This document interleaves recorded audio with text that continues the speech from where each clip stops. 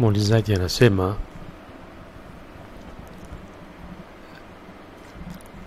anasema mimi ni msichana ambaye sijaolewa, lakini nina tatizo moja ambalo linanipa taabu kila nipatwapo na hofu, kama kwenye mtihani au nikiwa na safari, nikiwa na hofu ya kuchelewa kipando au mengineyo, hujiwa na hisia za mapenzi kama nafanya hicho kitendo mpaka hutokwa na majimaji.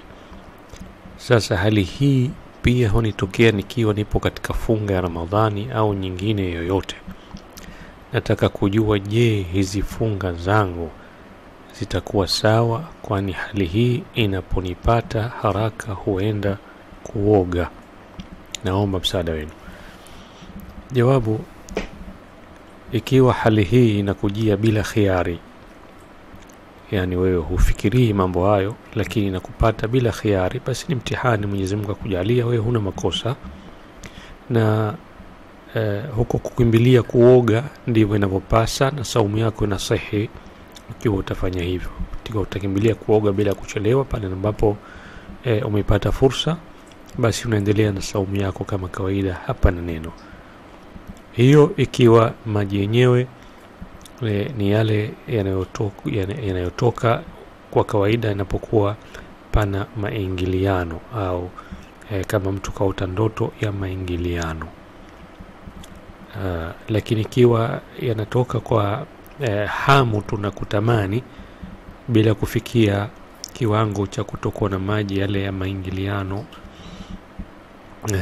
ambayo yakitoka hayo inakuwa yanafuatiwa na mtu kujisikia unyong'onyevu, basi ikiwa haikufikia hali hiyo, inakuwa ni maji ya mwanzoni yale yanayotoka mtu wakati wa matamanio, yale haimlazimu mtu kuoga.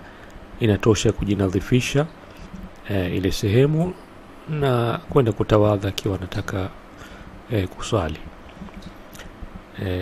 Ama ikiwa ni maji ambayo yanafuatiwa na unyong'onyevu mwilini, ambayo kwa mwanamume inakuwa ndio mani, basi hayo ndio yanapasa mtu akimbilie kuoga. Kwa hivyo wewe huna makosa madamu ni mtihani Mwenyezi Mungu akujalia, na tunakuombea Mwenyezi Mungu yani shifa na afya na kuondokee balaa hiyo. Na hivyo unavyofanya kukimbilia kuoga ndivyo unavyopasa, hususan ikiwa ni maji yenyewe yale ambayo kama tulivyosema yanawajibisha mtu kuoga. Ama yasiyowajibisha mtu kuoga, yale ya mwanzo sio ambayo yanafuatiwa na unyong'onyevu, ni yale ya kutamani tu, basi hayo inatosha kujinadhifisha na kujitoharisha na kutawadha ikiwa unataka kufanya ibada. Wallahu aalam.